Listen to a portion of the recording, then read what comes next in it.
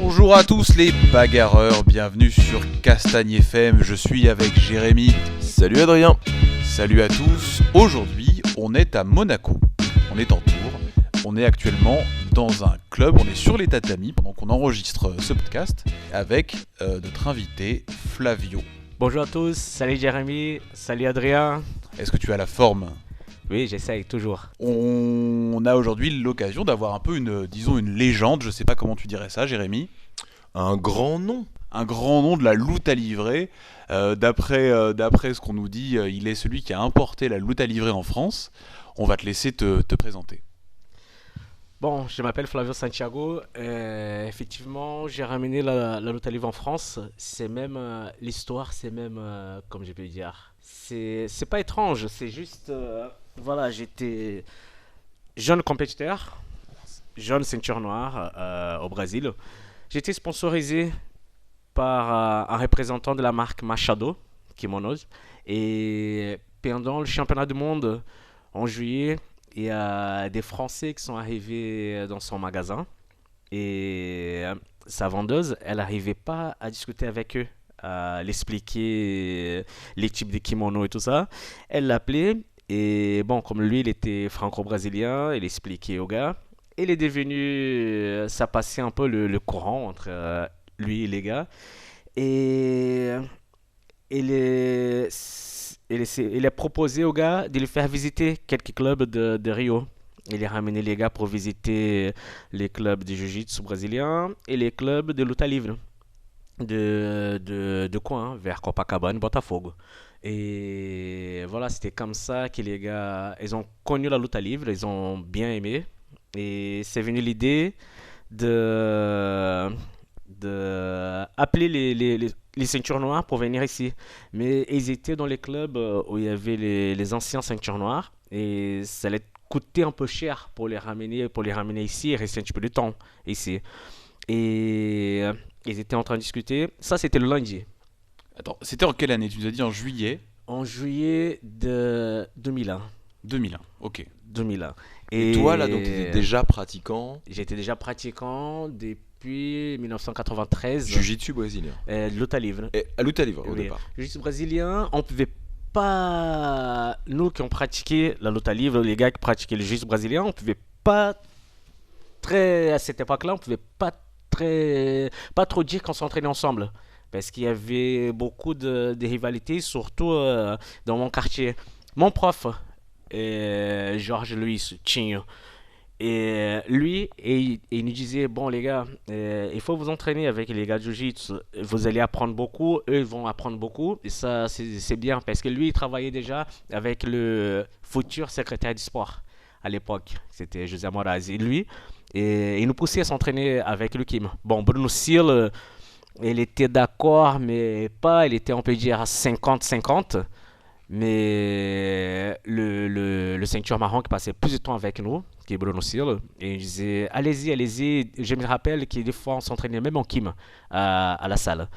Et le jiu-jitsu, je m'entraînais avec des potes parce que mes potes d'enfance ils s'entraînaient déjà en jiu-jitsu. Et j'ai commencé à m'entraîner vraiment, bon, plus tard, j'étais déjà ceinture noire luta livre. Je commençais à m'entraîner en jiu-jitsu, je pense que 1998-1999. Et la lutte à livrer, tu as commencé quand ? En 1993.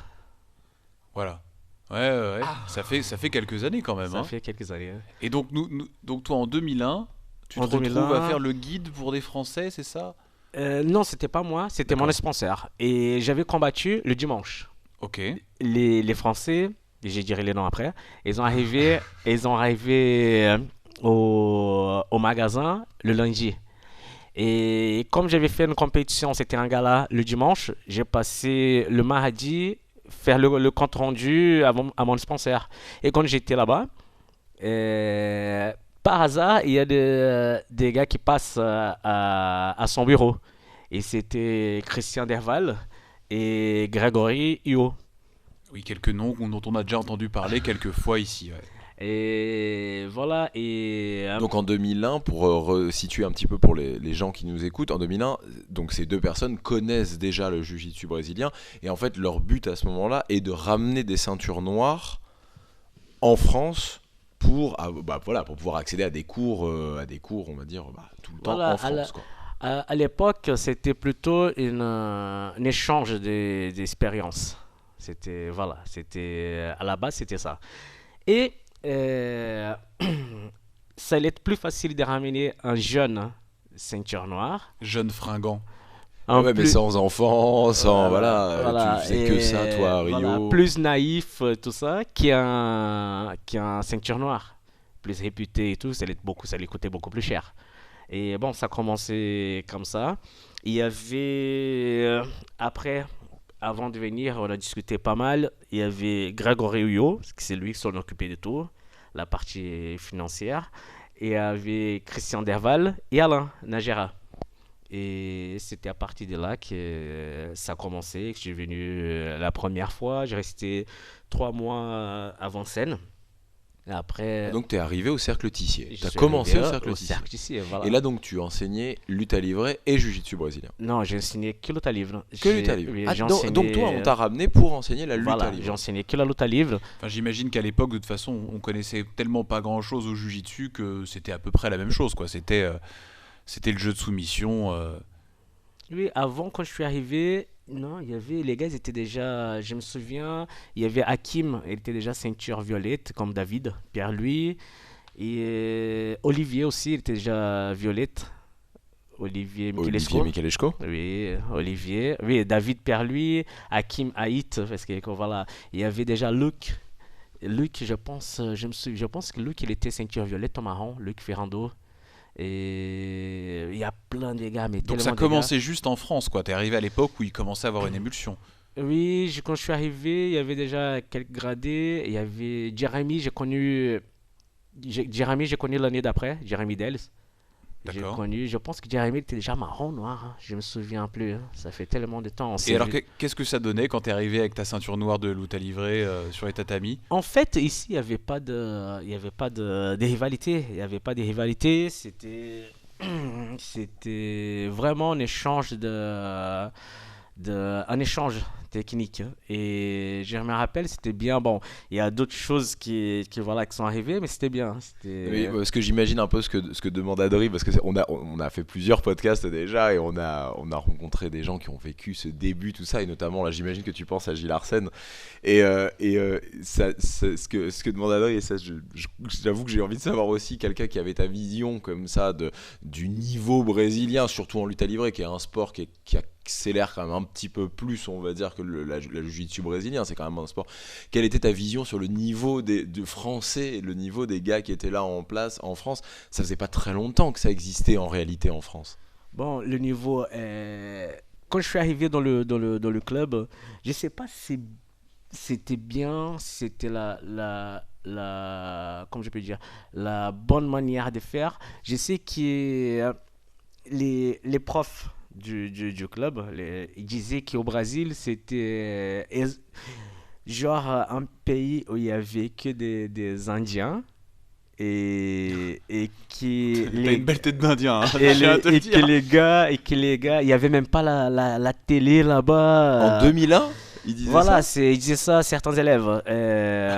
Mais ça, Il fallait se battre pour manger. Ça, j'ai su par rapport à des gars que j'ai rencontrés au club, hein. Et voilà, des gars que vous connaissez aussi. Et voilà, lui, il m'avait dit qui voilà, le Brésil, il n'y a pas les télé, tu es le plus fort et tout ça, le plus fort du monde. J'ai dit mais non, c'est pas comme ça. J'ai dit moi, je suis un jeune ceinture noire. Il y a des gars qui s'entraînent à plus de temps que moi, il y a des gars qui font des compétitions à plus de temps que moi, il y a des gars qui sont plus forts que moi, et c'est pas comme ça. Il y a tellement de pratiquants là-bas, et dans les deux modalités, il y a tellement de pratiquants qu'on ne peut pas dire qui est le plus fort et tout ça. Mais peut-être Et, que c'était juste histoire de te mettre en avant, de dire voilà, je vous ai ramené un mec vraiment bon, oui, faire de ça- la pub, quoi. C'était Voilà, peut-être juste de la pub. oui, ça doit être ça, mais j'aimais pas cette manière de faire, parce qu'après, quand les gens ils rencontrent et ils ont l'effet en face, comme si, imaginez si les gars ils partent au Brésil et qu'ils voient que c'était pas vraiment comme ça, et après ils sont déçus de ce que les gens ils racontaient avant. Ouais, mais c'est intéressant ce que dit Adri au niveau publicitaire. au niveau de la publicité, c'est un sport un peu dur, il y a un côté un peu... Tu sais, dans notre tête, ça vient des favelas, c'est le jiu-jitsu brésilien, lutte livrée, ça a été inventé, surtout le jiu-jitsu brésilien, le côté, c'est pour se battre pour sa vie, tu vois, ça te permet de t'en sortir au Brésil, et quelque part, mettre en avant tous ces côtés un peu durs, vu que personne ne connaissait à ce moment-là en France, et la France, c'est pas un pays dur, tu vois, et mettre ça en avant et tout, quelque part, c'est vrai, au niveau marketing, c'est hyper intéressant de dire, ouais, le gars, il vient vraiment de là, il s'est vraiment battu pour sa vie et tout, c'est vrai que quand on te voit avec ton grand sourire non-stop et tout, on a du mal à y croire, quoi. C'est la lutte livrée qui l'a empêché de vendre de la drogue. C'est ça, Il y avait une Kalachnikov sous son lit. il a évité à 2 doigts la prostitution, tout ça, enfin dans des trucs... Ouais, voilà. Ouais. Oui, effectivement, voilà, peut-être c'était pour donner cette image-là, mais pour nous, on s'entraînait vraiment parce que on adorait ça. Je me souviens que avant de commencer à m'entraîner, j'ai essayé la boxe thaï. Bon, j'étais un petit peu plus jeune, mais Alors attends, désolé de te couper. T'as quel âge en fait? moi, 41, T'as 41. T'as commencé donc en 93. 93. Fais-moi les maths s'il te plaît. Dis-moi quel âge t'avais. Ah ouais, mais t'as commencé hyper jeune. Non, hyper jeune, non. T'as vraiment eu à te battre pour ta vie, quoi. Mais non, mais quand je dis hyper jeune, t'avais 15 ans, 16 ans, quoi. 17 ans, hein, j'étais déjà 93, oui, 17 ans. Hein. Voilà, il a fait les matchs. Jérémy cherche pas, Jérémy. Ah ouais, 17 ans. Oui, j'étais pas si jeune que ça. Hein. Mais bon, je m'entraînais. Enfin, ça va hein, quand même, hein, 17 ans. Hein. Je m'entraînais pas mal. Hein. On s'entraînait pas mal. On s'entraînait beaucoup, en fait. Ouais, puis c'était le Brésil, t'avais rien d'autre à faire, de toute façon. Si. Tu hein, dansais, t'allais boire des caipirinhas et t'étais à la plage, quoi. À cette époque-là, avant de m'entraîner, voilà, j'avais commencé par la taille. Je m'entraînais avec Naël Najak, c'était le prof de Rudimar Frederico, c'était le mentor de Vanderlei, Anderson Silva et tout ça. Mais j'étais jeune, et à cause de l'école, j'ai pas pu continuer. Et je faisais du bodyboard, j'allais à la plage tout le week-end. On y est. Tout le week-end, j'allais à la plage. Toi, tu es de avec, Rio, hein, tu nous as parlé oui, juste avant, voilà. t'es de Rio. Et on allait quasiment tout le week-end à la plage. Et un pote je connaissais, habitait dans le même quartier, on s'est croisé à la plage. Et on a parlé des sports de combat et tout ça. Et lui, il avait dit, mais viens faire la lutte libre, c'est bien et tout ça. Tu vas voir, c'est chaud le sport et tout, ici, ça, blablabla. Bla. J'ai dit, bon, bah, d'accord, je vais essayer un jour. Je suis venu pour essayer et je n'ai rien compris. Je suis arrivé, les cours c'était lundi, mercredi, vendredi. Lundi et mercredi c'était les cours voilà, normal, échauffement, position, combat, les étirements, les cours normaux et normaux. Et le vendredi c'était combat, c'était échauffement, combat. On tournait pendant 2 heures. Et ça c'était le vendredi. Et moi je suis venu pour essayer le vendredi. Génial. J'arrive et je m'échauffe combat sans technique, sans savoir de quoi ça parle. Exactement. Et là-bas, c'est pas comme ici, le prof, il fait attention, tout ça. C'est pas comme maintenant. D'accord. C'est arrivé, voilà, tu te démerdes, tu te débrouilles. Et tu t'es fait défoncer. Et je me suis fait défoncer, mais démolir. Je crois, Adrien, parce que je sais où tu vas, on ne rencontrera jamais personne qui dit non, moi, mon premier cours, franchement, j'ai assuré comme une bête, j'ai soumis des gens. Alors, en fait, le seul qui nous a dit ça a été, c'était Mathias Jardin. Qui s'est fait plier, mais il nous a dit c'était pas non plus la mort, il me semble. Hein. Ouais, enfin, il nous a dit aussi que c'était bien fait rosser, alors qu'il avait un gros background de judo quand même. Ok, donc alors voilà, tout le monde a la même histoire. Tout le monde a la même histoire, de toute façon, c'est très clair. Je me souviens, pour revenir dans ça, les premiers cours de Mathias au sol, c'était chez nous. Hein. Exactement, il nous l'a dit. Et les gars, ils voulaient le démonter. Ses amis d'aujourd'hui. Parce qu'il avait beaucoup parlé, c'est ça? Non. Parce qu'il se la raconte un peu, Mathias Jardin. Non, parce qu'il à venait faire du le beau judo. gosse, là. Non, parce qu'il venait du judo. Avec son manteau d'alpaga. Et il venait du judo et... le cours du judo, il donnait du cours de judo aux enfants à Pont-de-Sèvres. Et moi j'ai donné le cours là-bas. Et avec les gars du judo, il y avait un peu des étincelles et tout ça, avec le cours des adultes. Et après, quand le cours de Mathias, c'était juste avant mon cours, le samedi, le cours de matin. D'accord. Ah, vous étiez Et dans la même salle? oui, Oh, tout se recoupe, c'est rigolo quand même, hein. et c'était comme ça que je l'ai rencontré. Et après, j'ai dit s'il voulait essayer et tout ça. Et du coup, il est venu essayer à Vanves. Il est venu essayer à Vanves. Et les gars, je me souviens, il y avait Nicolas à l'époque qui disait Flavio, je vais là-bas à Sèvres, je vais les démonter et tout ça. J'ai dit non, laisse-le tranquille. Le gars, il veut essayer. Il avait plus comment on peut dire, il était plus proche de Nicolas que de nous. Du coup, il est parti là-bas. Ok. Oui, parce qu'il Et a donné des cours même de jiu-jitsu brésilien pendant un moment à la NR Fight, Mathias Jardin. oui, Ouais, ouais. je sais pas dire, mais voilà, il est parti parce qu'il était plus proche de Nicolas qui est de chez nous, mais après, voilà. Bon, assez parlé de Oui, Mathias Jardin, même quand il est oui. pas là, il faut qu'on parle de lui, Mathias. C'est une vraie star. C'est une vraie star. Bon, donc raconte-nous comment, quand t'es arrivé donc Voilà. en France, les débuts de ton Ouais. premier club, parce qu'au bout d'un moment, tu t'es Mais dit, je veux faire ça seul, quoi. je veux juste revenir au début d'entraînement, comme j'avais dit.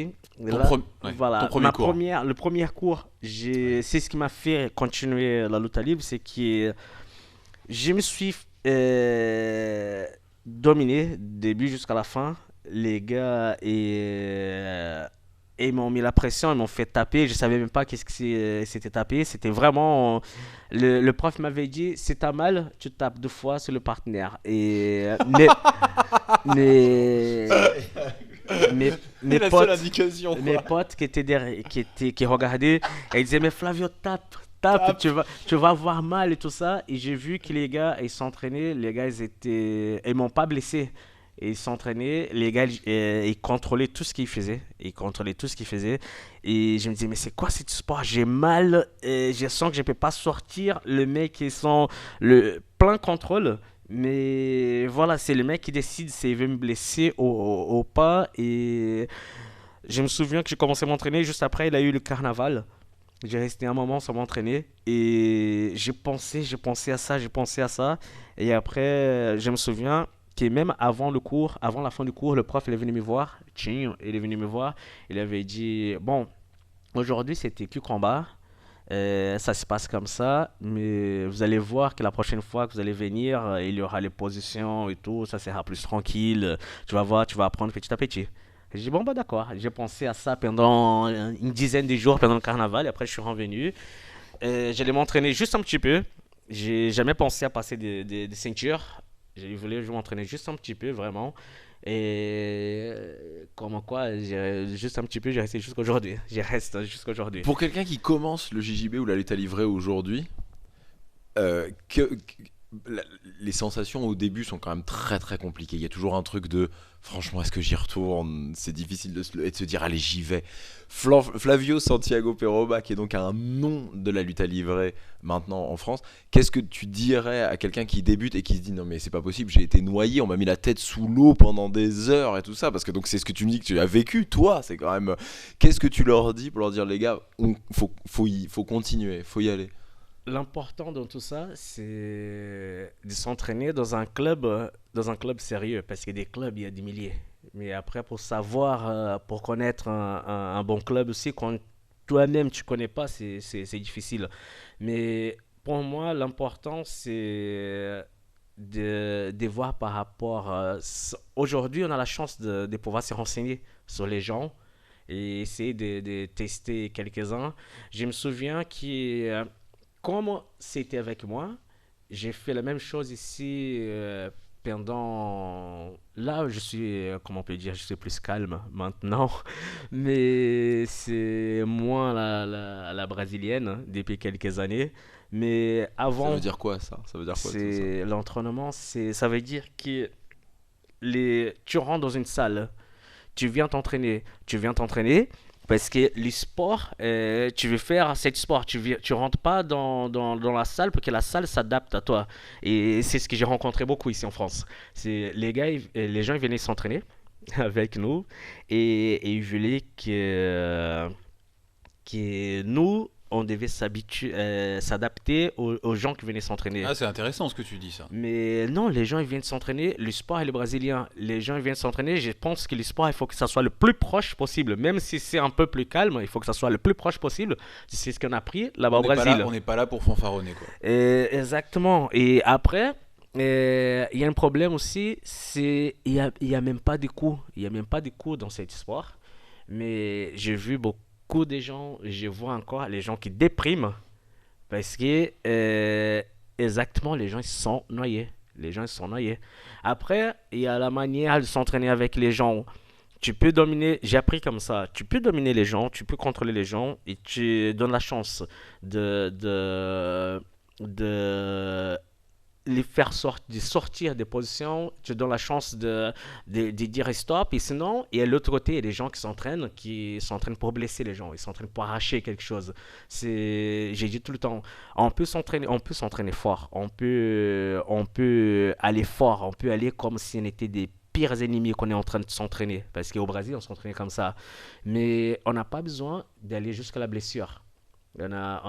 Tout ça, on peut contrôler. Tout ça, ça, c'est en dehors du sport, la blessure. Il n'y a mais plus de valeur c'est- sportive dans ce oui, cas-là. mais c'est ce qu'on voit beaucoup quand on va dans la tête des gens, on sent dans la tête des gens, on sent quand on touche la personne, quand la personne est vue aller avec toi. Après, voilà, c'est où tu joues le jeu de la personne. Et voilà, c'est une chose que je vois beaucoup aussi, c'est force contre force. Et c'est le plus fort qui gagne. Je suis pas d'accord avec beaucoup de préparation physique d'aujourd'hui. Parce qu'à mon époque, quand les gens faisaient la préparation physique, quand je faisais la préparation physique, j'ai toujours été léger. Je faisais la préparation physique pour pouvoir placer mes positions aux gars qui étaient plus puissants, aux gars qui étaient plus lourds que moi, parce que je combattais dans la catégorie au-dessus.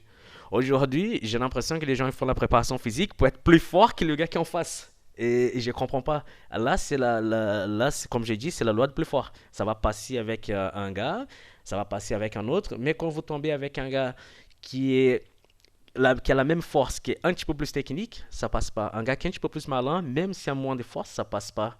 Je trouve, il y a beaucoup de gens qui font la préparation physique aujourd'hui. C'est pour ça que je n'aime pas les manières Ouais, mais là, on comme touche, dans ce que tu dis, on touche un peu à l'évolution du du sport oui. en général. C'est-à-dire que toi, quand tu es arrivé en France et quand tu étais au Brésil, il y avait un truc où c'était un peu les débuts, c'était les prémices de ce sport-là. Ça faisait pas des années que ça existait. Donc il y avait, ça faisait plusieurs des années. Oui. Oui, plusieurs années, mais ça Mais faisait pas. Là, C'était en train là, de grandir encore. Exactement, c'était en train de grandir. Là aujourd'hui, et donc il y avait plusieurs écoles différentes, plusieurs styles différents. Aujourd'hui, en France du moins, au Brésil je sais pas trop, mais il y a une espèce d'unicité quand même qui s'est créée. Et à un moment, ce qui va faire la différence, bah, ça va être la force. Ça va être la force pure, physique. Quelqu'un qui a poids égal, a technique forcément, on va dire égal, parce qu'il y a quand même pas, on n'a pas assez de différence entre les écoles pour avoir des techniques complètement différentes. Est-ce qu'il y a à un moment finalement, il n'y a pas aussi la force, quoi. C'est tout ce qui reste. Non, c'est la tactique pour moi. Non, mais C'est je suis d'accord avec toi, hein, mais Pour moi, c'est la force. On est tout le temps en train de forcer. On est tout le temps en train de forcer. Ça, c'est un débat que j'ai fait souvent avec Punk et avec Dao. Je discute plus avec Punk de ça. Les gens, ils n'ont pas pas trop la différence entre la force et la pression. C'est pas la même chose. Non, c'est vrai que pas c'est la pas même la même chose. chose, on est d'accord. Et les gens, ils jouent beaucoup avec la force. Mais la force, on peut pas tenir longtemps. La force, j'ai ce problème-là, moi. la force. J'ai vraiment ce problème-là dans mes entraînements, donc tu vois, pour le coup, ça m'intéresse énormément ce que tu es en train de dire. Dixit Jérémy qui a quand même une bonne force de bâtard, hein, il faut voir ce qui est. Non, mais alors ça, mais c'est vrai, et c'est que et en plus dans ce que tu dis, c'est qu'en plus je la place. Non, mais pour dire quand c'est vrai, ce que dit Flo, pas que j'ai une force de bâtard, j'en sais rien.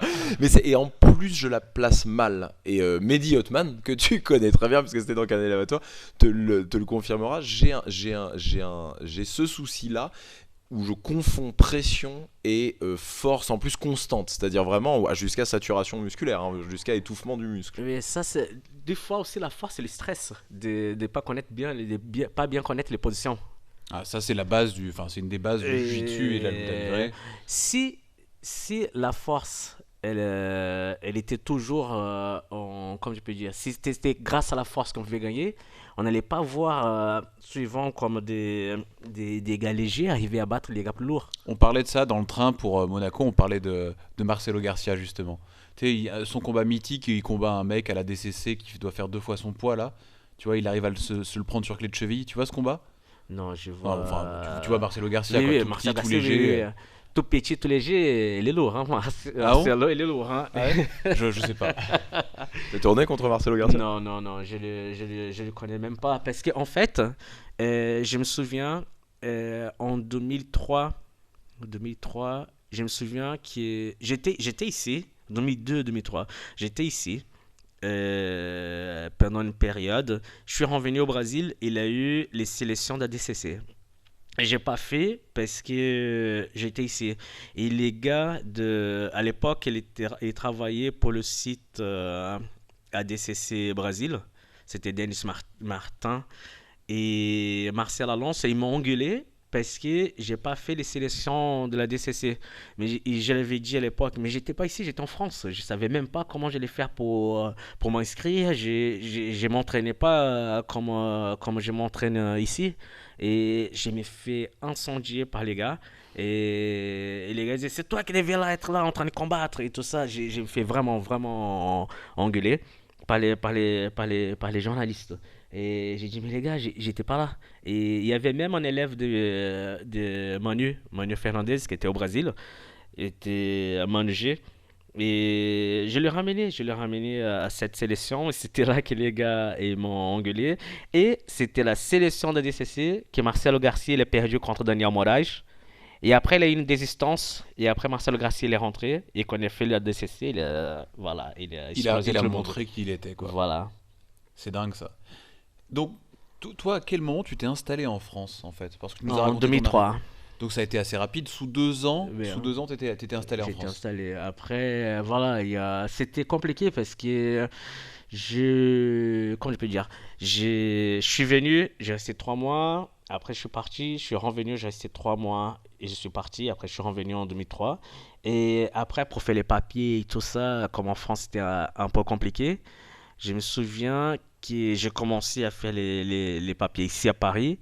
Et justement, je les faire comme si j'habitais chez Grégory Hio. Mais après, pendant un moment, j'ai pas, on n'a pas pu continuer parce qu'il y avait un problème. Il y avait des petits soucis. Je ne pouvais pas faire les trucs par rapport aux papiers ici. Et Manu m'avait proposé de faire les papiers par Bordeaux. Manu Fernandez. Et C'est donc, rigolo tous ces noms qui se recoupent tout le temps. À cette époque-là, vous connaissiez tous les noms. Manu Fernandez, donc qui est comment on dit, ouais, le boss, parce que pour pas dire propriétaire, ouais, celui qui a monté la team Pythagore à Bordeaux, et qui est pareil aussi un des pionniers du jiu-jitsu brésilien, MMA aussi beaucoup en France. Manu, je l'ai rencontré en stage ici au Cercle Tissier. Au Cercle Tissier, non, pardon. C'était au Cagine en 2001. En 2001, au Cagine. Cette époque-là, Olivier donnait des cours au Cagine. Si je ne me trompe pas, c'était Olivier qui donnait des cours au Cagine. Et c'était un de mes premiers stages ici à Paris. Il y avait Manu, il y avait Benji Casimir, qui est maintenant aux États-Unis. Et quand j'ai vu s'entraîner, je me rappelle que je disais à Christian Derval, et Christian, il faut l'appeler ces gars-là pour m'entraîner parce qu'il allait avoir le Big en novembre. Et j'ai dit, mais je veux m'entraîner avec ces gars-là. Ces gars, ils sont bien, ils sont à peu près mon poids. Je veux m'entraîner avec eux, je veux m'entraîner avec eux. Et Christian disait, oui, c'est compliqué, les gars, ils sont pas d'ici, ça, ça, ça, ça. Et je voulais m'entraîner avec eux pour me préparer pour le Big. Et Le Big, tu peux nous dire un mot sur ce que c'est? le Big, c'est la compétition de grappling qu'il y avait à Bruxelles. Ok. C'était C'était une compétition, quoi. C'était une compétition, D'accord. je pense que Bruxelles International Grappling, un truc comme ça. Les derniers, c'était en 2004. Et c'était une super compétition. C'était une compétition comme j'aime bien. Il y avait que la compétition, plus rien. C'est-à-dire? Il y avait que la compétition. Il y avait la compétition, t'arrivais, tu faisais tes combats, et podium, c'est fini. Il n'y avait pas de froufrou autour, c'était juste de Non, la non, bagarre et c'était, point barre, voilà, quoi. voilà, et elle était bien organisée. C'était un peu comme le Vic, le Vic qui est venu bien après, Ouais, qui mais existe toujours, le Vic. oui, c'était un peu dans ce style-là. C'était une grosse compétition. Il y avait beaucoup des Français, il y avait des Tchétchènes qui venaient, il y avait des Hollandais, il y avait des Belges. C'était une bonne compétition. J'adorais. Et tu l'as gagné celle-ci? C'est là que j'ai gagné. Et En t'entraînant avec Manu Fernandez, justement? non, non, Non, il a c'est pas pas pu. encore. Oui, oui, j'ai pas pu parce que j'ai su après qu'il venait de Cognac. C'était un peu loin de Paris. Ouais. On s'est rencontrés. En fait, j'ai fait premier combat. J'ai combattu contre un Tchétchène qui est. Il, euh, il m'a mis par terre. J'ai même pas vu. J'ai même pas vu. Un gros lutteur, hein, les Ah oui, Tchétchènes, les c'est des gros lutteurs, lutteurs. des Oui, oui. vrais lutteurs. Et j'ai toujours adoré la lutte, mais j'avais pas encore je connaissais pas encore le Tchétchène. niveau tchétchène, le niveau Ouais. des pays de l'Est. Ah, ça Et blague pas là-bas, hein. ça blague pas du tout, hein. Et les gars, ils rentraient dans mes jambes, j'ai même pas vu. J'ai eu la chance de finir dans son dos. Et je me souviens aussi que dans cette compétition, j'ai fini quand j'ai pris son dos. J'ai pris en triangle sous la hanche. Et les gens, ils avaient pas cette habitude, ils connaissaient pas. Ah, c'est fou ça. Et il y a même, il y avait Nicolas qui était avec moi. Dans cette compétition, il est parti moi, Nicolas et Pacom Lajotte. Et Pacom Lajotte, que vous connaissez pas, c'est un gars qui s'investit beaucoup pour le sport. Il faisait des photos pour karaté Bushido. Et il partait au Brésil, tout ça. Il faisait des articles pour karaté Bushido il y a longtemps. Et après, il est parti habiter au Brésil. Et aujourd'hui, c'est mon cousin parce que je suis marié avec sa cousine.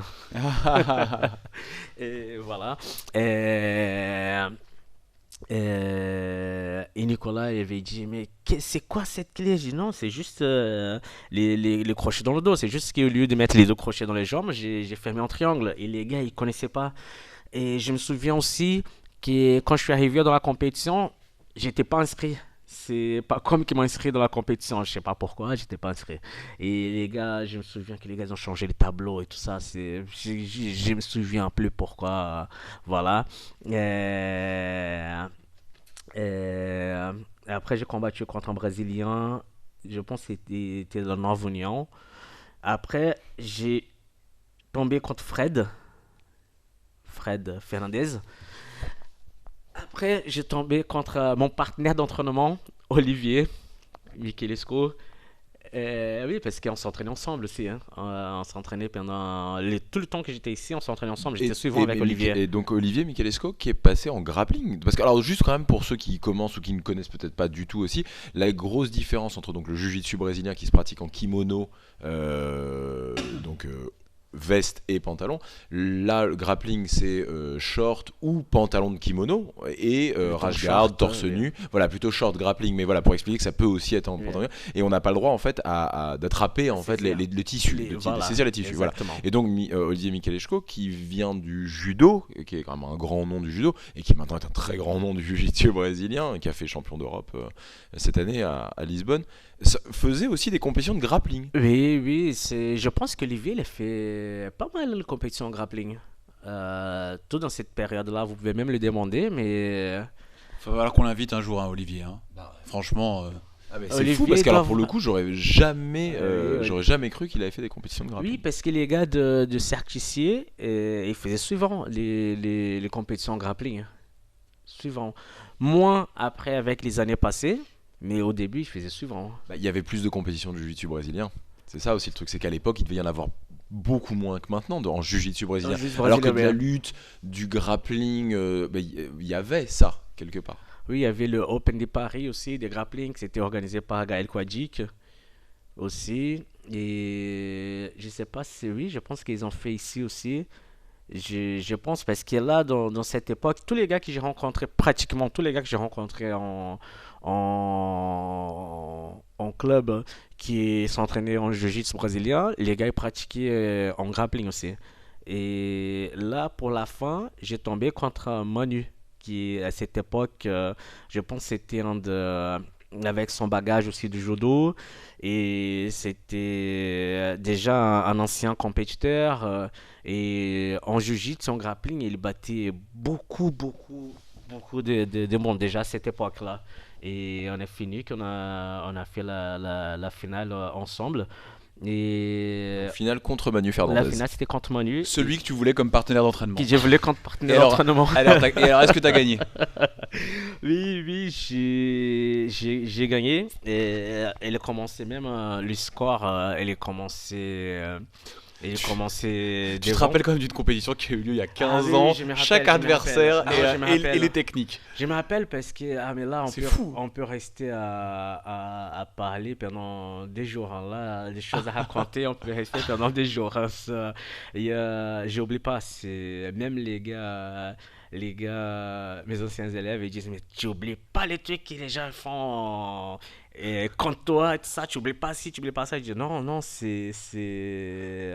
ça reste, ça reste. C'était quand même des bons moments, je vais Bah, pas oublier. Si c'était première compétition en Europe, surtout que tu gagnes, c'est vrai que c'est des grands moments. Et en plus, c'était à partir de là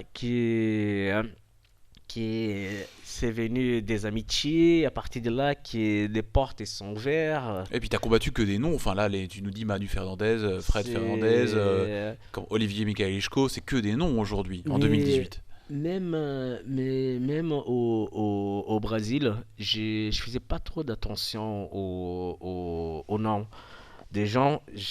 En fait, j'ai toujours m'entraîné pour moi. J'ai toujours l'important pour moi, c'est le moment que je passe à la salle. C'est ce qui se passe dehors et tout ça, je m'en fous. C'est quand je suis là,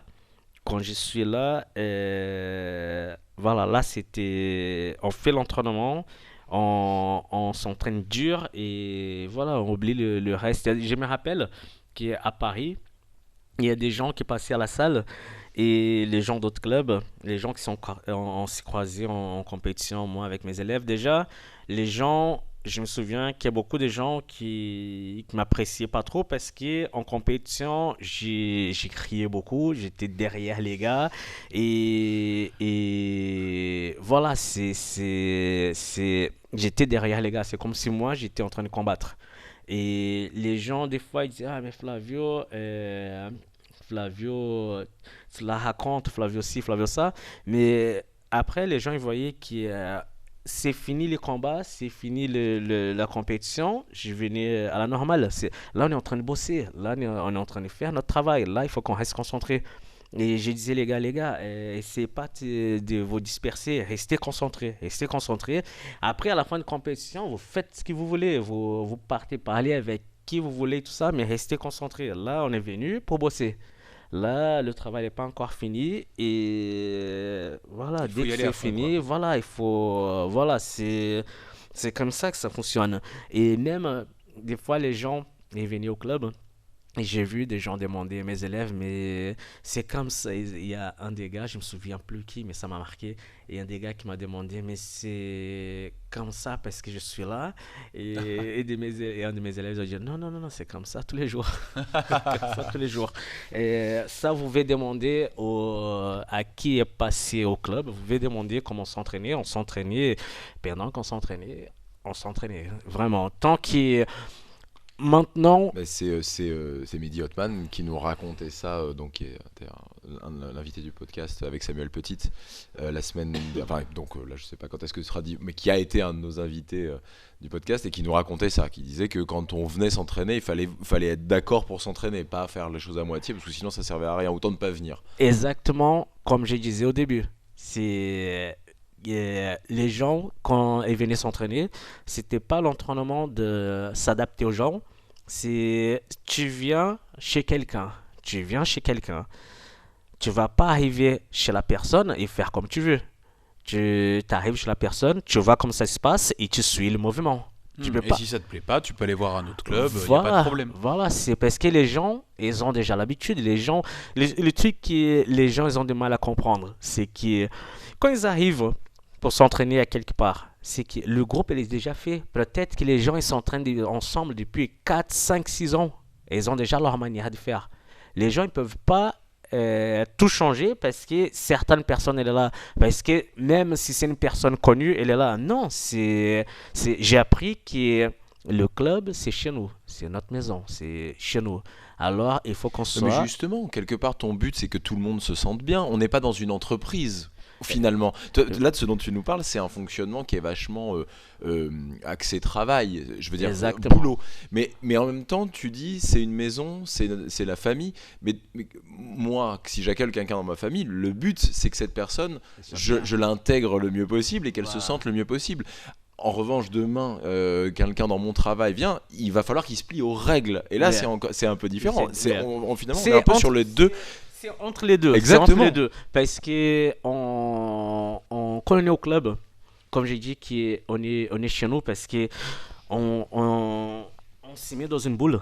Et des fois, on oublie qu'est-ce qui se passe à côté. Et on est tellement concentré pour c'est ce qui se passe là, pour l'entraînement et tout ça. Et que des fois, les gens qui sont en train d'arriver, ils pensent qu'on les calcule même pas. Que des fois, c'est vrai parce qu'on est tellement habitué à ce qu'on fait. Ah, c'est ce que nous a raconté Mehdi, hein. C'est ça, hein. C'est Mehdi qui nous a dit pendant un an il en a juste pris plein la gueule, que personne faisait attention à lui et qu'au bout d'un an, quand il avait vraiment montré qu'il était chaud, qu'il s'était impliqué, là on a commencé à s'intéresser à lui. Oui, on n'attend pas que les personnes ils viennent fortes qu'ils deviennent forts pour accepter dans le groupe. On attend que la personne soit là avec nous et qu'on voit que la personne soit là parce que à Paris on avait pas mal d'élèves. Il y avait pas mal de gens qui s'entraînaient ensemble et on n'aimait pas les gens qui venaient juste de temps en temps comme tu as l'impression que les gens ils viennent parce que ils ont rien à faire d'autre et après ils viennent au club et c'est même pas pour le fait qu'il ait rien à faire d'autre qu'il vient, c'est juste pour le fait que ça nous dérangeait parce qu'on ne pouvait pas travailler correctement parce qu'on était des fois on était obligé d'arrêter pour expliquer des choses qui s'est passées avant et qu'ils ne comprenaient pas et qui des fois on travaille jusqu'à aujourd'hui beaucoup par thème. Je travaille beaucoup je travaille énormément par thème et des fois j'ai pas les thèmes et tout ça et si c'est les gens qui sont pas là tout le temps, c'est les gens qui viennent que de temps en temps et ils comprennent rien et du coup la personne qui est en train de faire avec lui, il est obligé de s'arrêter pour lui expliquer. Après, il est obligé de venir une autre personne pour venir et lui expliquer. Et tout ça, ça commence deux, trois personnes qui sont obligées d'arrêter leur travail pour venir expliquer à notre personne. Je parle pas des nouveaux qui arrivent. Nouveaux qui arrivent, c'est normal. Mais je parle des gens qui sont là, qui en voient une fois et qu'après, l'entraînement est très dur, il s'arrête et après il dit bon bah là je suis motivé, je vais revenir et tout T'as ça. une vision, C'est enfin, t'as une vision effectivement, on pourrait qualifier ça un peu old school, quoi. C'est vrai qu'aujourd'hui, les gens, ils prennent le temps, quoi, parce qu'ils ont fait plus un business. Tu vois ce que je veux dire? Le fait de dire c'est chiant quand t'es pas là, t'as vu, enfin voilà, ça exclut beaucoup de gens, ça invite pas forcément les gens à venir et c'est pas comme ça qu'on prend beaucoup de gens dans le club, quoi. C'est pas une version Non, commerciale, voilà, mais c'est ça que je veux dire, commerciale. Mais il faut se faut mettre dans avoir- la tête aussi le fait que quand Flavio a ouvert le. C'était dans les premiers clubs, il n'y en avait pas autant. Aujourd'hui, est-ce que tu pourrais te permettre d'avoir le même état d'esprit? Aujourd'hui, je suis plus tranquille, mais j'ai dit aux gens, il faut avoir un minimum pour pouvoir avancer. Alors attends, Il faut c'est quoi pas pour toi le minimum? C'est quoi? C'est venir 2 fois par Au semaine t'entraîner? moins 2 fois par semaine. Oui, c'est un minimum. En C'est vrai, un c'est un minimum. minimum. Mais est-ce que je comprends, est-ce que je comprends parfaitement ta réflexion et en fait finalement elle est presque pour l'ensemble de la team parce que elle est pas pour toi au niveau du respect. En fait, je comprends, c'est-à-dire que quelque part c'est un sport individuel, mais c'est un sport qui se pratique obligatoirement à deux, voire plus. Même si c'est un sport individuel. Et quelqu'un qui demande plus d'attention parce que pas là, parce que ceci, cela, parce que plus faible, parce qu'il n'a pas envie, il a peur. Bla. Mais c'est vrai que quelque part, il va ralentir un de ses coéquipiers, un de ses teammates, quoi, un des gens de son équipe, qui lui veut s'entraîner tout ça et va le ralentir. Donc quelque part, je comprends en fait, c'est presque nuire à l'équipe.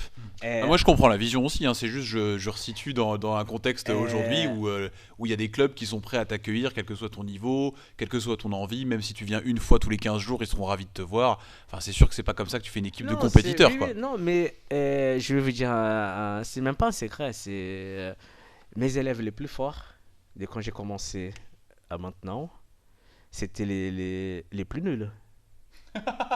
Mehdi, Si tu nous Ah non, écoutes. non, non, je parle ça avant Mehdi. Mehdi, on Ah peut ouais? dire que Mehdi c'est un ancien, mais c'est la nouvelle génération. Là, c'est qui pour toi un ancien là- de tes élèves? Là, quand je parle des anciens, je parle de l'époque Punk, Dao, Mathieu, Nicolas, Fabien. Alors là, il y c'est avait que du name DJ, dropping, on sait pas, il y il faut nous donner les noms de a- famille parce que voilà, c'est compliqué là. Et c'était que des nuls, c'est ça qu'il faut se rendre. Non, c'était pas que c'est que des nuls, parce que quand on commence, on est tous nuls. Oui. Quand on commence, on est tous nuls. Indéniablement. Et après, voilà, ça décide de nous, si on veut avancer ou pas. Ça, j'ai dit aux gars. J'ai dit aux gars, les gars, vous avez la chance de pouvoir changer. Est-ce que vous voulez continuer comme ça ou vous voulez changer ça? Si vous voulez changer, il faut juste continuer à vous entraîner. C'est pas évident parce que on est en train de se tester tous les jours. On est en train de voir tous les jours. Moi encore, encore et j'apprends et on peut pas dire qu'on connaît tout. Et cette sport elle change tellement qu'on peut pas dire qu'on connaît tout. Mais il faut qu'on soit là pour travailler. Il faut qu'on travaille, même pas le travail au minimum. Il faut qu'on travaille, il faut qu'on bosse. Et quand on voit que ça avance plus, il faut qu'on se pose des questions. Mais pourquoi? Pourquoi? Et il faut qu'on essaye de trouver les solutions par rapport à ça.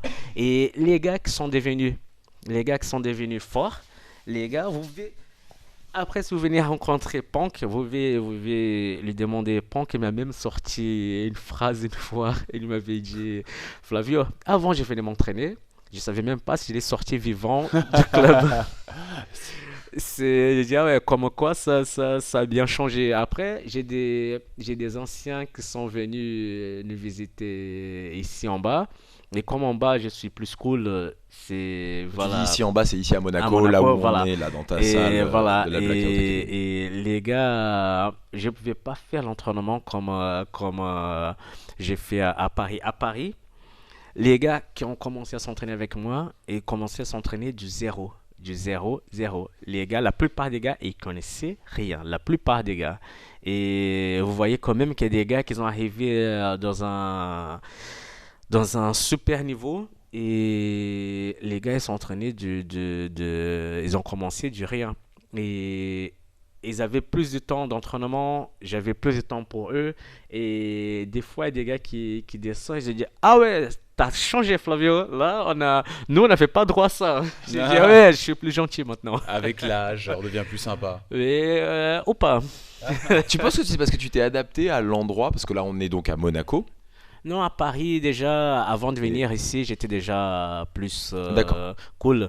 Bon, parce que aussi le président de la salle, il disait, Flavio, tu peux aller un petit peu plus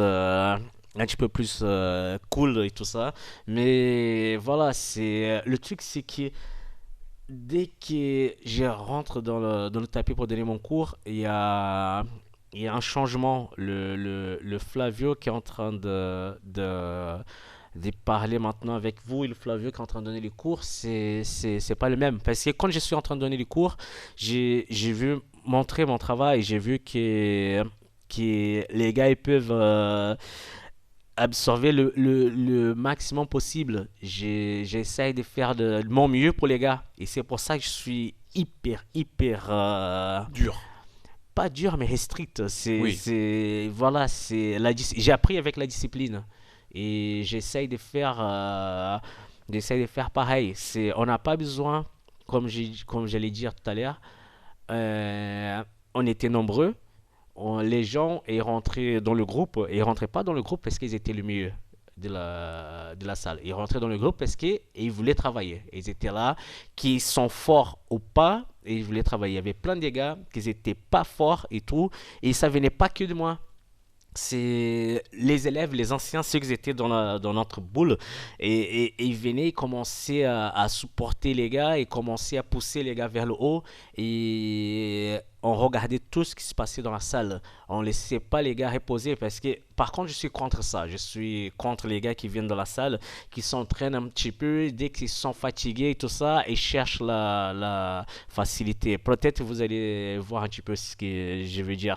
On s'entraîne un petit peu, dès qu'on est en galère, ah non, attends, je suis fatigué, j'arrête. J'ai mal aux dents. J'ai mal aux dents et tout ça. Ou sinon, les gars, j'ai mal au genou, mais fais attention à mon genou. Mais ces gars-là qui disent fais attention à mon genou, les gars, il va te rentrer dedans comme un malade. Voilà. Et après, quand tu commences à durcir, parce que le gars, il t'avait dit d'aller doucement, et après, tu commences à durcir.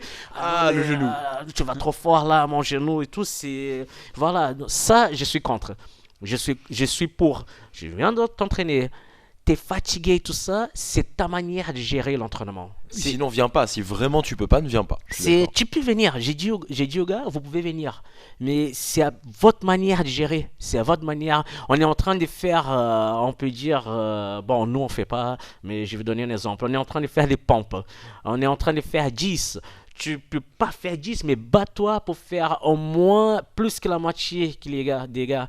On est en train de s'entraîner. Ça roule dans tous les sens. Et le truc que les gens ne comprennent pas, ça roule dans tous les sens. Mais si vous voyez bien, quand les gens explosent, et ils explosent maximum 3-4 secondes maximum. Vous voyez pas les gens en train d'exploser plus de 5 secondes. C'est pas possible. C'est pas possible. Les gens explosent 3 secondes et s'arrêtent et reposent. Et ils voient par où il peut commencer à travailler, ou c'est ouvert, ou c'est pas, ou sinon une position qu'il a ratée, il vient, il recommence dans la garde, et il se positionne dans la garde pour que le gars qui est dans la garde ne soit pas mieux positionné que l'autre, et à partir de là, il recommence. Mais si vous voyez, à chaque fois qu'il y a ces pauses-là, les gars sont en train de reposer. Et c'est ce que j'essaie de dire aux gars, de ne pas forcer tout le temps comme des malades, parce qu'après, tous les muscles sont tétanisés, et après, on ne peut plus continuer. Et à chaque fois, j'ai dit ça aux gars. J'ai dit, essayez de garder jusqu'au bout. Après, vous bloquez un petit peu. Vous laissez le temps passer. Et après, vous recommencez. Et après, quand j'ai dit au truc, vous bloquez un petit peu, j'allais dire une chose. J'allais dire, ouais, on va fermer la garde et tout ça. Mais si j'ai dit ça, il y a plein de gens qui vont me dire, ouais, mais Flavio, il laisse pas fermer la garde. Et alors, c'est vrai, tu laisses pas fermer la garde? Parce que depuis mon début ici, jusqu'aujourd'hui, j'ai dit ça aux gars. Pourquoi je ne laisse pas fermer la garde? Parce qu'il y a même un de mes élèves qui a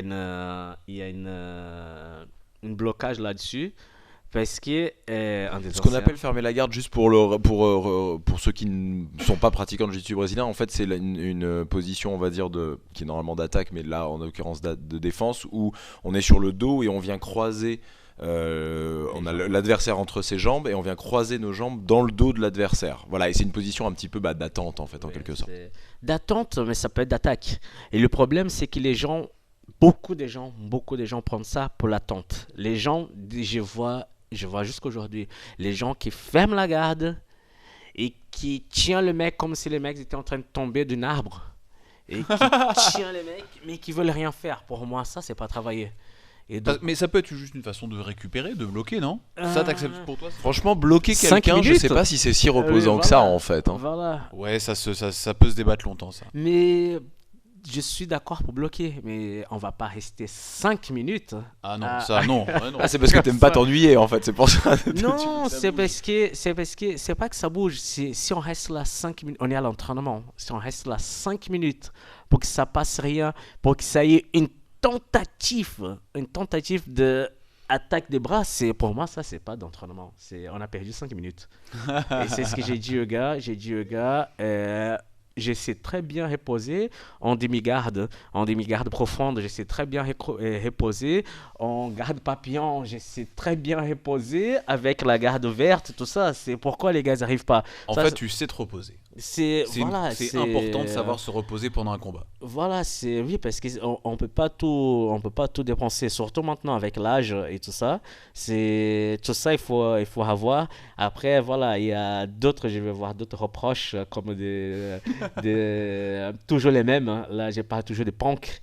Vous allez voir que Franck il va parler, peut-être si vous le rencontrez, il va parler beaucoup de moi, la manière comme je pense, parce que des fois les gars ils arrivaient du travail, je disais allez les gars on n'arrête pas, on bouge, et là je suis en train de dire voilà avec l'âge On s'y calme un petit peu. Mais bon, mais je bouge moins qu'avant. Mais je suis tout le temps en train d'exploser. C'est même Kepank quand j'étais avec lui à Lyon la semaine dernière. Et même lui, il dit, mais t'as pas de position pour les lourds? J'ai dit, oui, j'ai des positions pour les lourds. Il faut juste que vous trouviez l'angle pour faire la position. C'est la manière comme je bouge, la manière comme vous bouge. Quand vous bougez, c'est pas exactement la même. Il faut juste trouver l'angle pour pouvoir tourner et pour pouvoir arriver dans les positions finales. Et voilà, j'ai continué à bouger, mais c'est juste que plus le temps il passe, plus on prend d'expérience. Après, on voit des manières qui est. Je vais vous donner un exemple. Quand on s'entraîne avec les gars plus jeunes, les gars qui sont plus en forme, les gars qui sont compétiteurs et tout ça, et il faut reconnaître, il y a des gars qu'on ne peut pas battre. Il y a des gars qui sont plus en forme, qui sont plus entraînés, voilà, c'est chacun a son moment. Mais il y a des gens qui se cachent, il y a des gens qui prennent mal ça. Et j'ai dit non, il faut qu'on apprenne avec ça. Tu veux dire Et à perdre voilà, il y a ça, tu veux beaucoup dire de gens qui ont du mal avec ça, il y a beaucoup de gens qui n'acceptent pas. Et moi, dans ma tête, quand je vais m'entraîner avec les gens qui sont plus lourds, qui sont plus jeunes et tout ça, au sont de même poids, mais qui sont plus jeunes, j'ai dit, d'accord, je ne peux plus les battre parce que je ne vais pas avoir ou le physique ou la pression pour les battre. Mais bon, je vais faire une forme de m'entraîner pour que lui, il ne puisse pas me vaincre. C'est une vision différente. Je ne vais pas l'attaquer et être épuisé pour des choses qui lui sera plus préparé que moi sur les positions, il sera plus en forme, et il y aura un autre œil que moi sur les positions. Je vais essayer de travailler sur les ouvertures que lui il va me donner quand lui il va m'attaquer. Du coup, c'est toujours donnant. Ouais, ok. Je sais pas si on change de sujet, Jérémy. Il fallait qu'on parle absolument de l'histoire de la lutte à livrer. Et c'est vrai qu'on a eu un truc parce qu'Adrien a entièrement raison. On avait un Mehdi et Sam, qu'en fait, donc et Samuel Petit, Mehdi Hotman et Samuel Petit, qui nous ont donné leur vision de l'histoire de la naissance de la lutte à livrer. Et on a dit, on demandera à Flavio Santiago sa vision à lui. Alors pas forcément en France, même au Brésil, parce que nous, on a plus de Jujitsuka qui nous écoutent, on connaît l'histoire de la famille Gracie, etc. etc. Mais la lutte à livrer, on ne sait pas trop l'origine, on ne sait pas trop d'où ça vient. Est-ce que tu peux nous en parler un petit peu si toi tu connais bien le sujet?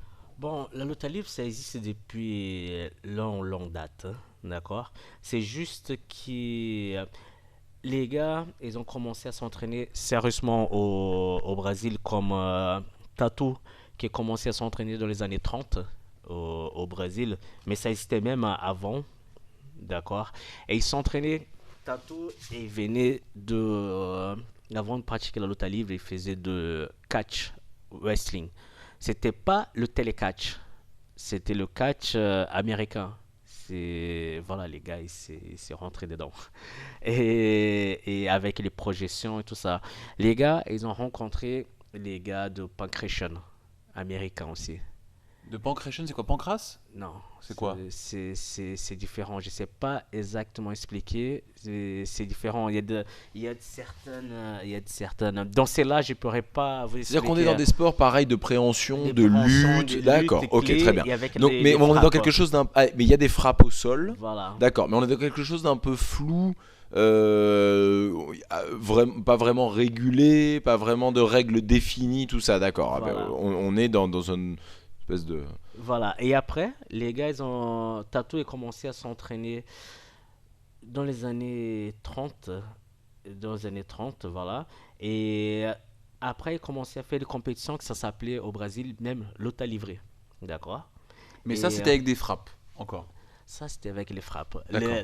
Les sportifs a commencé dans les années, je pense, 50. Les sportifs. Ça a commencé Est-ce que c'est déjà. ce qu'on appelle le Vale-Tudo, alors, où finalement tout est permis, Avant, on y va? voilà, avant c'était de Vale-Tudo, mais les gars, ils faisaient à cette époque-là déjà, ils faisaient du submission. Ils s'entraînaient aussi, à l'époque c'était en caleçon. Ils s'entraînaient déjà à cette époque. Il y avait même des récits, les gars ils s'entraînaient ensemble. C'est les choses que les gens ils n'aiment pas trop parler, mais là derrière, les gars ils s'entraînaient ensemble.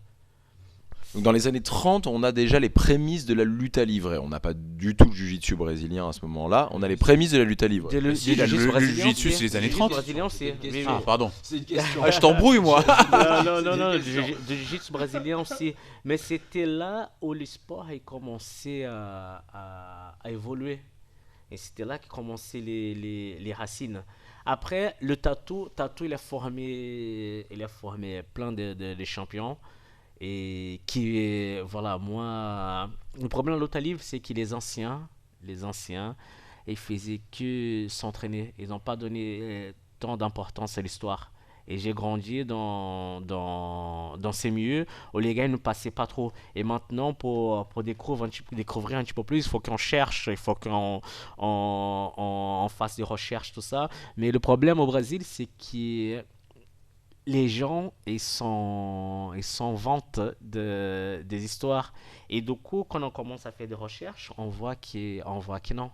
On voit que non. Là, Que c'est un peu de la légende, que c'est pas des vraies histoires. voilà. Mais donc le premier qui aurait créé un peu la lutte à livrer, c'est Tatou. Tatou. Moi je voilà. connaissais pas du tout, hein, donc c'est pour ça que je leur demande. Je connaissais pas du C'est tout. non plus. Euclide Tatou. Et D'accord. Dans les- après, il a enseigné plusieurs personnes. Et un de ses élèves, c'était Fausto Bruno Silva, le père de Carlos Bruno Silva. D'accord. Et c'était là que ça commençait à rester plus vers la lutte libre et sportive qu'on pratique aujourd'hui. En les années 40, oui, à l'époque, les années 40, il y a Fausto qui a commencé à faire la lutte libre. Et en 42, il commençait déjà à faire des compétitions. Et après, il enseignait à son fils aussi. Son fils, qui c'est le prof de la plupart des anciens ceintures noires d'aujourd'hui. Son fils qui a mis le pantalon et la ceinture pour donner une vision plus martiale de combat. C'est pour ça qu'aujourd'hui, si vous voyez dans les photos et tout ça, je suis cette tradition de pantalon et ceinture. Et parce qu'il copiait ça de judo. Comme le jiu-jitsu aussi, ils ont copié pas mal de choses de judo, comme la fédération, tout ça, pour évoluer le sport. Eux, ils ont fait pareil, parce qu'ils s'entraînaient ensemble aussi avec les judokas à l'époque. Et après, il a eu quand? C'était en les années 95 avec le secrétaire du sport José Moraes qui on a tout eu pour exploser.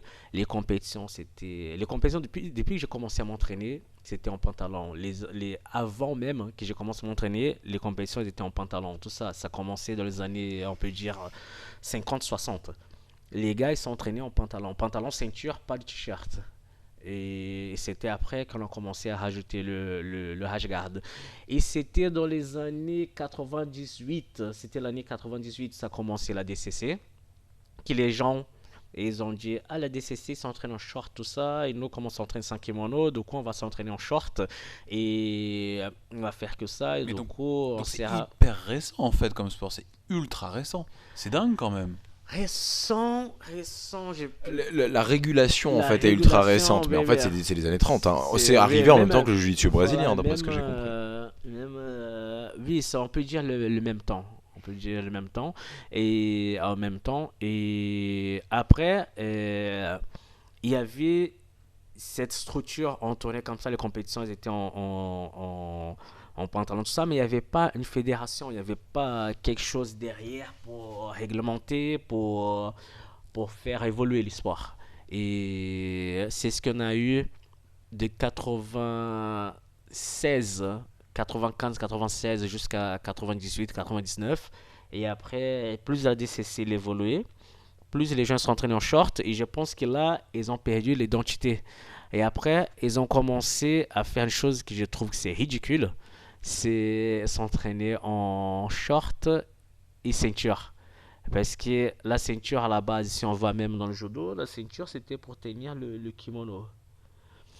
Et après, ça commençait les couleurs pour... Après c'est juste une représentation du niveau Du en fait. niveau, Quoi. voilà. Exactement. c'est tout. Et je vois pas l'intérêt de la ceinture en short. J'ai Moi, c'est personnel. Moi, je n'aime pas. Tant que j'adhère pas à ça, je préfère garder mes principes. J'ai appris comme ça. J'essaye d'évoluer comme ça. Et voilà, après, il y a des gens qui aiment, il y a des gens qui n'aiment pas. Je trouve quand on s'entraîne que en short, ça facilite certains mouvements quand on commence à transpirer. Je trouve qu'avec le pantalon, les positions étaient un petit peu plus difficiles. Les positions comme les clés des jambes, qui des fois les gens ils transpirent un petit peu, ils glissent, tout ça. On était obligé de En réfléchir un petit pantalon, peu c'est sûr que ça plus. bouge pas, hein, ça c'est sûr. Voilà. Après, les gens ils disent voilà, alors ça veut dire que en jiu-jitsu c'est beaucoup plus technique parce qu'il y a le kim. Je ne vais pas dire oui, je ne vais pas dire non, c'est juste différent. Aujourd'hui, je trouve qu'on ne peut pas dire qu'un c'est mieux que l'autre parce que dans les années 2001, c'était quand ils ont commencé à s'entraîner vraiment ensemble. Il y avait un club qui s'appelait Universo Atlético au Brésil où les gars ils s'entraînaient pour le MMA. Le responsable du club c'était André Benkei, qui c'est un ami. Et les gars ils s'entraînaient pour le MMA. Mais c'était là que s'entraînaient Minotauro, Paulão, Des grands noms du MMA et du Jiu-Jitsu. Jucão, et il y avait Pequeno qui s'entraînait, il y avait Cromado, il y avait Milton Vieira, il y avait Gesias, il y avait plein de noms de la lutte livre, plein de grands noms de Jiu-Jitsu. Il y avait Margarida qui s'entraînait là-bas aussi. Et c'était là que les gars ont commencé à s'entraîner ensemble et que ça a commencé à voir cette mélange de positions. Parce qu'on peut dire qu'avant, les gars attaquaient en jiu-jitsu. Tout le monde dit que les gens n'aiment pas clé de cheville. Moi, personnellement, je n'aime pas trop. Je fais pas trop, mais j'enseigne. Je montre, mais je fais pas trop. Et les gens ils disaient que c'était une clé qui se voyait que la lutte livre, tout ça. Aujourd'hui, quand on voit, la plupart des pratiquants de jiu-jitsu le font. Oui, Les, oui, c'est, oui. c'est, les gars, ils ont commencé, ça a commencé à ouvrir, ça a commencé à avoir cette ouverture. Quand les gars ils ont commencé à s'entraîner ensemble, commencé à voir en compétition et tout ça, comme le triangle des bras, j'ai vu dans le Pride, les gens dire que c'était Minotauro qui a inventé le triangle des bras et tout ça. Non, ça a été avant. C'est juste qu'il lui, il a placé en compétition, une compétition qui s'était très vue par tout le monde. Et du coup, c'était une position que les gens ne connaissaient pas. Et c'est à partir de là qui vient que les positions viennent un peu connues. Et voilà, mais je trouve que c'était vraiment en 2001 que ça a tout changé et c'est même marrant d'être en train de parler de tout ça maintenant parce que j'ai parlé avec le Andrea Benkei qui est le responsable de ces clubs. J'étais en train de parler avec lui la semaine dernière. Parce que comme lui, il envisage de venir en Europe pour préparer des gars pour l'UFC. Et on était en train de parler des souvenirs. Voilà, j'ai pas eu la chance de m'entraîner dans ces clubs parce que j'étais ici. J'ai raté pas mal de choses au Brésil parce que j'ai été en France. Mais mon prof, même, avant de venir ici la première fois, il m'avait dit Flavio, tu es en train d'aller dans les nouveaux horizons. Il faut que tu décides. Ou tu t'entraînes pour toi, ou tu t'entraînes pour former des gens. Tu ne pourras pas faire les deux. C'est, c'est possible de faire les deux, mais ça va être beaucoup plus long. Il faut que tu décides. Et je ne pourrais pas te dire quel c'est le mieux. Il faut que ça soit toi qui vois. Et du coup, je suis venu ici. J'ai commencé à entraîner les gars. Je me rappelle qu'il y avait j'avais des propositions du sponsoring, j'avais plein de choses. Je pensais pas à moi, je pensais aux gars avant moi. Il y a plein de choses. Je pensais quasiment pas à moi. Je pensais aux gars parce Donc que pour je le voulais que les gars ils avancent. C'est même pas pour dire que mon élève c'est le plus fort et tout ça. C'est parce que j'ai pensé aux gars. Donc tu as fait le choix. Tu as fait le choix que ce J'ai soit fait le les choix, autres. voilà. Même Ouais. si les compétitions, ça me manque un petit peu. Cette année, j'ai pensé à faire, mais bon, j'ai eu un petit problème dans le doigt et du coup, il faut que j'attende un petit peu. L'année dernière, j'ai fait une ou deux. une. Et je voulais faire d'autres, mais bon, voilà, il faut que j'attende un petit peu pour pouvoir rentrer parce que avant, j'ai m'amusé en compétition. J'allais en compétition comme si j'allais m'entraîner dans un autre club. Et mon prof, il nous a appris ça. Une compétition, c'est comme un entraînement dans un autre club. C'est juste il y a que quelque des gens. chose comme ça. Ouais. Et, C'est un open mat un peu. voilà, Ouais, c'est ça, c'est ouais. juste, il faut pas être stressé. J'ai parti en compétition. Je me rappelle qu'avant d'aller au Big, j'étais voilà avec Nicolas parce que Nicolas il habitait à Montreuil chez ses parents, j'habitais à Vincennes. Et on s'est vu avant le Big en 2001 parce que je l'ai rencontré en 2001 et avant le Big, j'étais en train de bon ça c'était à cette époque-là. Et j'étais en train de manger, on était en train de manger dehors et lui il avait dit mais tu vas pas rentrer, tu vas pas te reposer tout ça et ça c'était quoi, il devait être 4h30, 5h maximum. J'ai dit, mais pourquoi? Parce qu'il y a la compétition demain et tout. J'ai dit, mais c'est pas grave, c'est pas grave. Tu vas voir, là, on est en train de manger ici et je rentre après pour reposer. Une compétition, c'est comme un entraînement dans un autre club.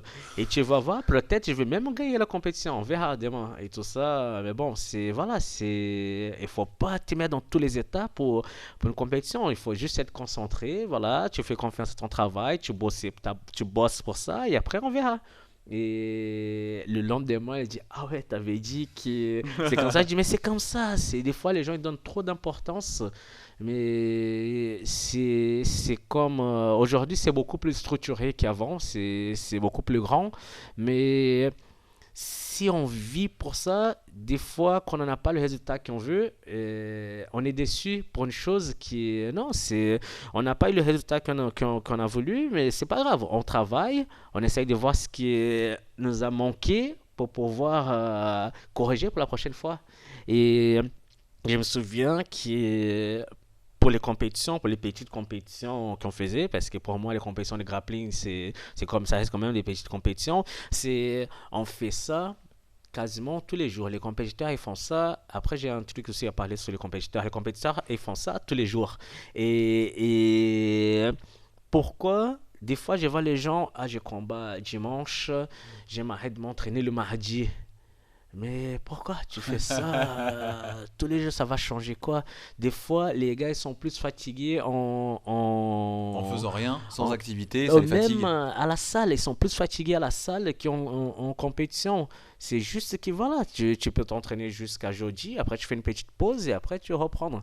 Et une autre chose aussi, on avait parlé tout à l'heure, c'est un sport individuel. C'est un sport individuel, d'accord, je suis d'accord avec ça. Mais personne devient fort tout seul. Personne n'a pris un mannequin et resté là en C'est train exactement ce qu'on disait tout à l'heure. C'est finalement pas un sport voilà. individuel. C'est Mais en équipe, c'est- tout le temps. Voilà, s'il n'y a pas les gens, parce que les gens, j'ai entendu ça ici en France.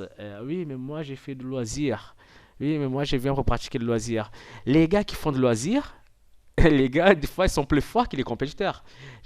À l'époque, quand on s'entraînait à Paris, plein de gars qui faisaient pas de compétition et mettaient l'amende à tous les compétiteurs qui s'entraînaient chez nous. Les gars, et pour en vous dire, les gars, ils faisaient des compétitions et tout ça. Il y avait des gars qui s'esquivaient. Ah non, j'ai pas tourné avec lui, il va me démonter et tout ça. Mais des fois, les gens ils venaient s'entraîner chez nous, pareil. Et je pense que dans plein d'autres clubs, c'est pareil. Les gens, ils connaissent des têtes des compétiteurs et des fois, ils vont voir, ah, bon, je vais m'entraîner avec lui, il a une tête de gentil et tout ça. Des fois, ces mecs-là qui ont la tête gentille, il est plus dur que le compétiteur. Et les gars, ils deviennent pas forts sans les gens qui font de loisirs. Après, voilà, il y a des gens qui préfèrent faire des compétitions. Je connais plein de mecs qui ont peur, ils n'arrivent pas à gérer leur stress, ils font pas de compétition. Mais qui au club, ils sont plus forts que les compétiteurs. Et c'est ça qui fait grandir le sport. C'est pas que le compétiteur qui est fort. Il y a des gens aussi qui pensent que des fois on donne les ceintures juste parce que les gars ils font de compétition. Non, des fois il y a des gars qui font pas de compétition, qui sont plus pédagogues que les gars qui font de compétition. Il y a des gars qui font pas de compétition, sont plus techniques. C'est deux choses différentes et on peut pas devenir super fort, on peut pas devenir un compétiteur sans ces gars. Parce que si on voit bien, que ce soit pour les MMA, que ce soit pour le sol, les gars ils sont en train de s'entraîner, mais à chaque fois l'entraîneur est obligé d'appeler d'autres gars pour venir s'entraîner pour aider ceux-là. Et c'est un peu dommage parce que voilà, le gars, il devient fort et des fois, le gars, il oublie tout le monde qu'il est derrière. Et je peux vous dire que l'équipe qui est derrière, elle est grande. C'est pas que le prof. Il y a tout le monde qui est tourné ensemble, tout le monde a participé. Et ça, les gens, ils oublient. Et c'est pour ça que j'ai donné les cours à Paris, on s'entraînait, on faisait les compétitions, on avait les médailles. Le lundi, les médailles étaient déjà rangées et on continue le travail. Parce que le travail, on arrivait là-haut, c'était pas grâce à une personne, deux personnes, c'était grâce à tout le monde qu'on tournait.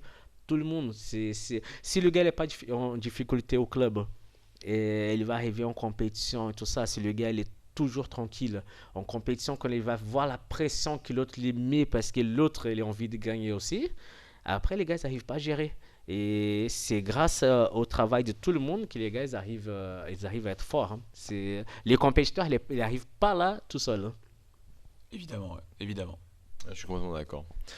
Et t'aimes enseigner, hein. On sent que t'aimes enseigner, on le sent, hein, que t'as fait le bon choix finalement, hein, ça se voit, hein, c'est fou. Hein. T'aimes bien raconter des histoires. Là, on était parti avant l'enregistrement, on s'était dit bon, on va essayer de discuter tous ensemble. En fin de compte, Jérémy et moi, juste on t'écoute parler et on dit rien parce que bon voilà, c'est exactement ça quoi.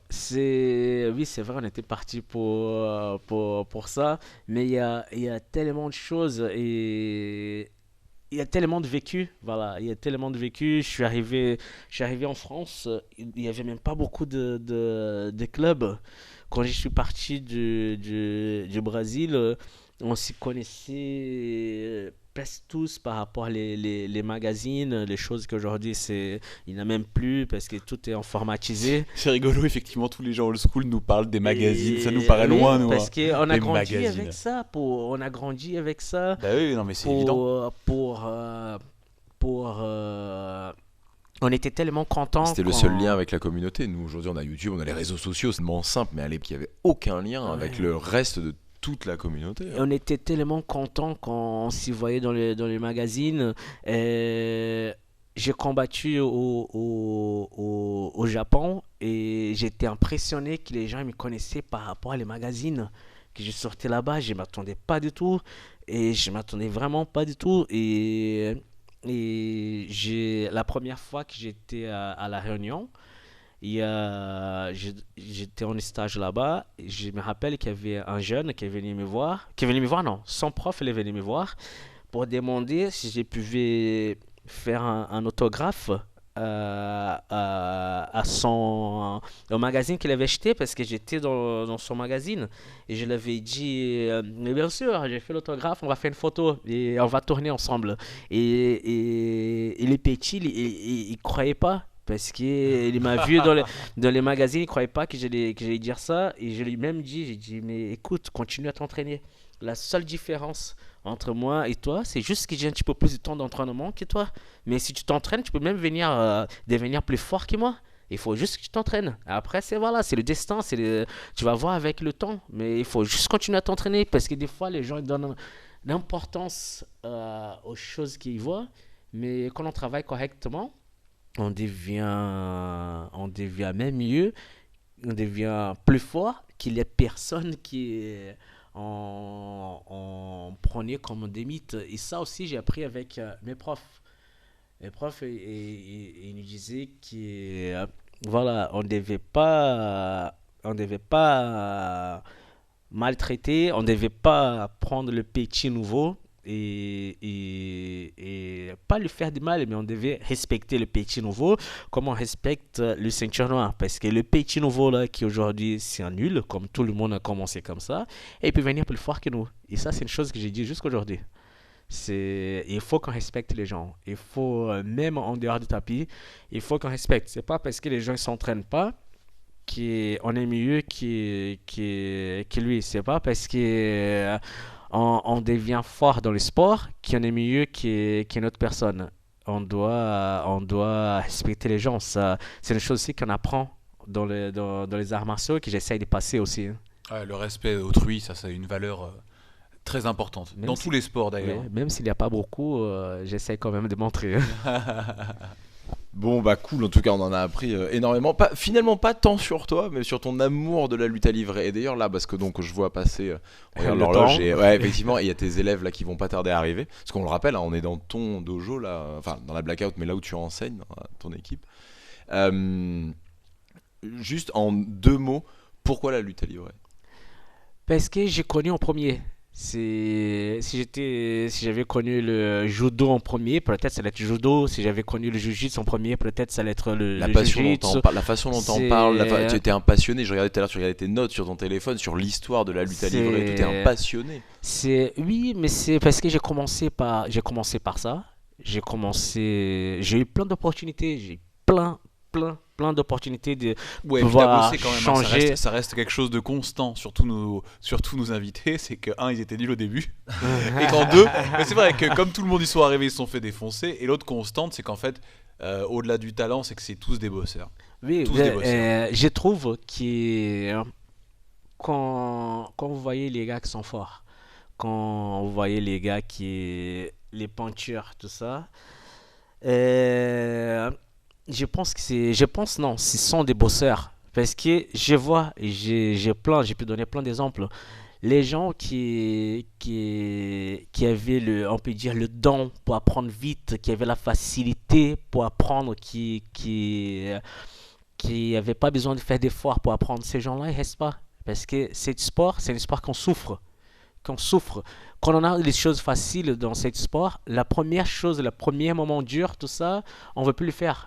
Je pense que c'est comme ça dans beaucoup de sports. Là, dans les sports de combat au sol, on ne peut pas tricher. On triche quand on dit oui, moi je connais tout, j'ai mis mon uniforme, mais je ne m'entraîne pas. Je ne m'entraîne pas avec toi, je ne m'entraîne pas avec lui, je ne m'entraîne pas avec celui-là, tout ça, et je ne t'entraîne jamais. Je ne sais même pas comment les gars ils font pour continuer à bosser, parce que là, j'ai le doigt qui est cassé, et du coup, je ne peux pas m'entraîner.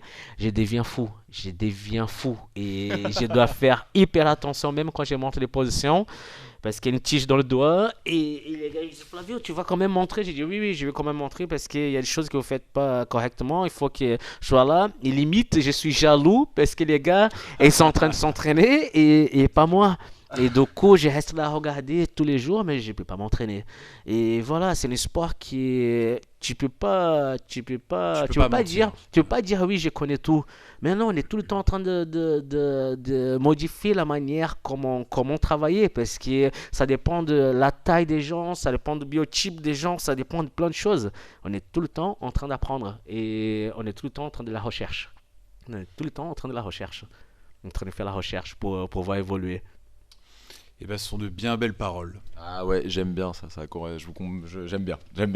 beaucoup. On l'aime bien, Flavio, on l'aime bien.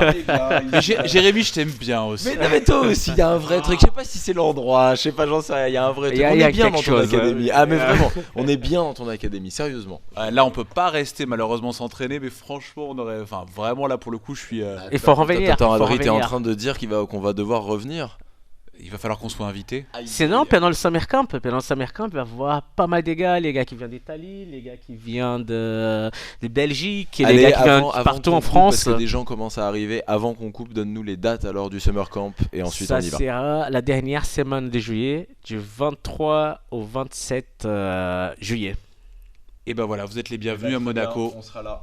Merci les gars. Et ben merci beaucoup Flavio, merci beaucoup Jérémy. Merci Adrien, merci beaucoup, merci infiniment Flavio. d'avoir Merci pris le temps. Adrien, merci Jérémy. Bon, j'espère que les gars ils ont apprécié, c'est ce que j'ai dit. Donc, comme j'avais dit, c'est de vécu, des histoires, il y a pas mal. Et je pense que c'est grâce à ça qu'on a évolué, parce que voilà, il y a tellement de choses qu'on a partagées ensemble. Moi, les gars, et beaucoup de monde, j'ai eu la chance de rencontrer tellement de monde en France. Les gens qui faisaient pas spécialement de sol, les gens qui faisaient que de MMA et toutes les choses, c'est ça qui nous aide tous à évoluer.